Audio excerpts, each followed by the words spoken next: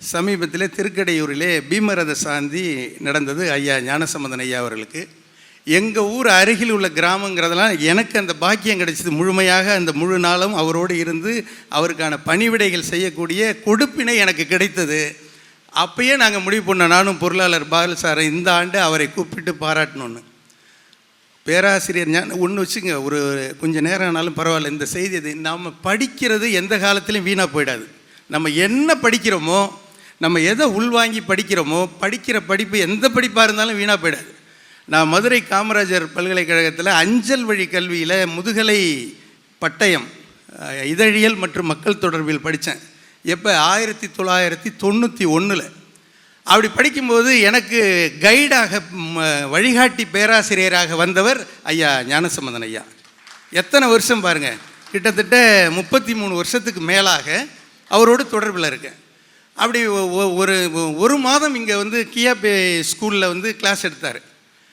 ஒரு காலையில் ஆரம்பித்து ஒரே நபராக ஒன் மேன் ஷோ தான். காலையில் ஆரம்பித்து மாலை வரை 5 மணி வரைக்கும் எந்த டயர்டும் இல்லாமல் இலக்கியம், இலக்கணம், எல்லாம் நகைச்சுவை எல்லாம் வரும்.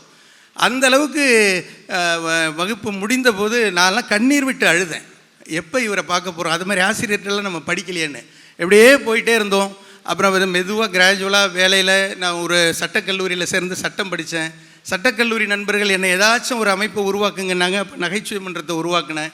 அப்படி உருவாக்கும்போது யாரை வச்சு துவக்கலாங்கிறப்ப மதுரையில் நகைச்சுவை மன்றம் செயல்பட்டு வருகிறதுன்னு ஒரு பேப்பரில் படித்தேன். நல்லா தெரிஞ்சுங்க, ஒரு பேப்பரில், சாதாரண பிட்டு பேப்பரில் யாருன்னு போட்டால் ஐயாவுடைய படம் இருக்கிறது. எங்கள் ஐயா டாக்டர் சேதுராமனுடைய படம் இருந்துச்சு. அவருடைய தொலைபேசி லேண்ட்லைன் நம்பர் கிடச்சிது எனக்கு, 520505.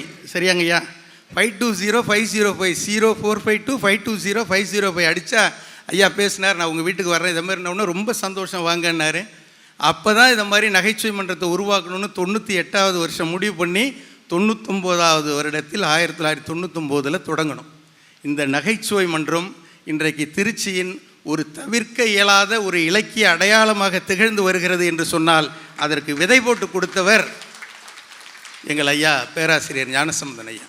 அதற்கு ஒரு நன்றி கடன் தான் அவருடைய 70வது வயதிலே அவரை பாராட்டி மகிழ வேண்டும் என்ற ஒரு நன்றி கடன் தான் இது.